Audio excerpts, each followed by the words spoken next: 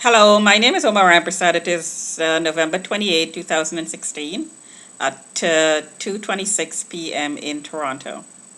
So I'm just going to elaborate a little bit more about the last video I just posted today, and that is deliberate impoverishment.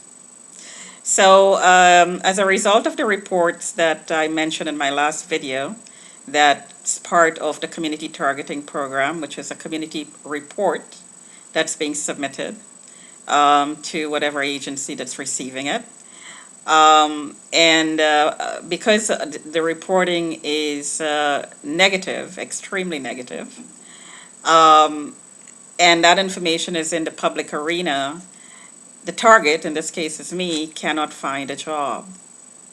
So this is a way of controlling the person's income. So then if the idea is to have the person mentally committed, you could well imagine how that would make the person seem mentally ill. You can't find and keep a job.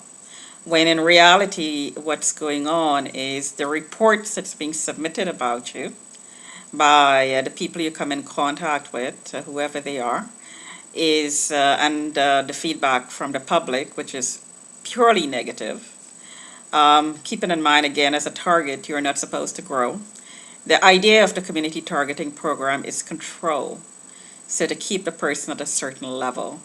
So if you were to show, I believe it's a criminal intent, of course, if you were to show growth in any area, any positive developments in your life, I believe part of the targeting program is a deliberate pull down of that growth.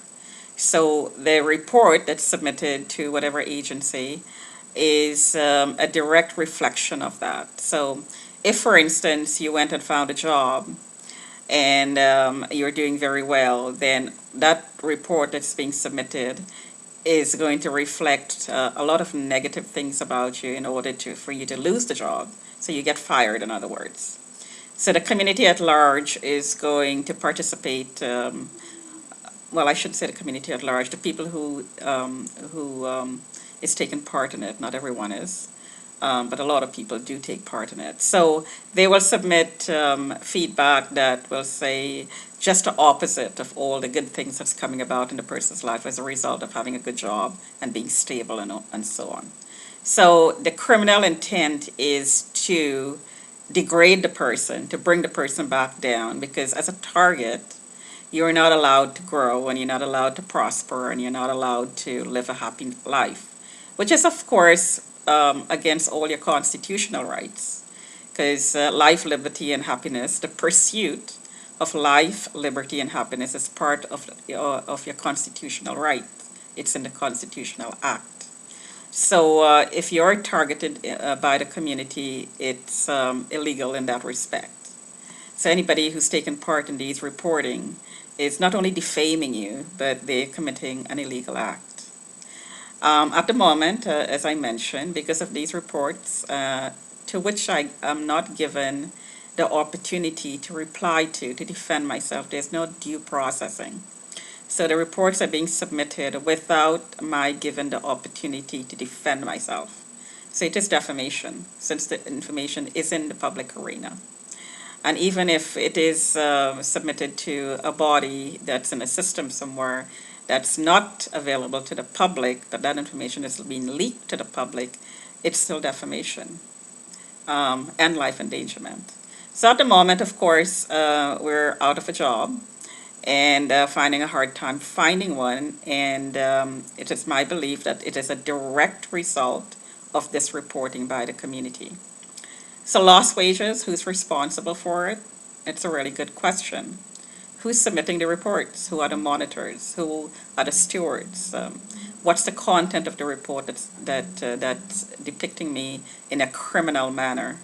That's artificially criminalizing me, that's not giving me the opportunity to defend myself. Who are the people who's doing it? I'm suspecting that there are certain members of my family who's taken part in this targeting. Suspecting that they, behind my back, without my knowing, without disclosing to me, and apparently from a comment I heard outside my window, they are claiming that they did disclose to me. So I have absolutely nothing in writing. Legal matters are not disclosed verbally. They're usually disclosed via documentation. I've never received anything in any form whatsoever.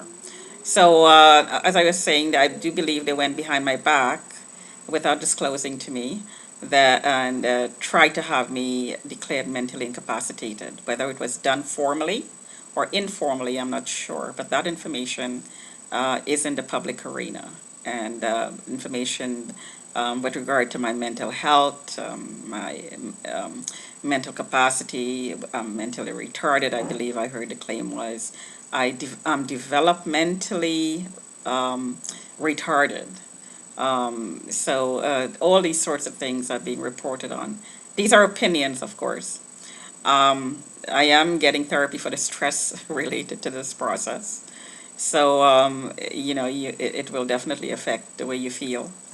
But there is no mental illness, absolutely no diagnosis of a mental illness. Whatever symptoms I am exhibiting that could look like mental illness is a direct result of all the stress that's being caused because of being targeted by the community. All situational. There is absolutely no underlying mental illness. Um, as far as employment situation goes, let me just go back to that. I am looking for work, and if employers are listening to this, um, I'm here to say that if there is information out there that you have access to that is portraying me as a criminal, that is portraying me as mentally retarded and so on. I am enrolled in university courses, so I'm not mentally retarded. And I do have 25 plus years in accounting. And I also have a couple of years in sales. And I'm doing a certificate in project management. So there is no mental retardation here. So these are out and out lies. Um, so I just wanted to clarify that. Thank you.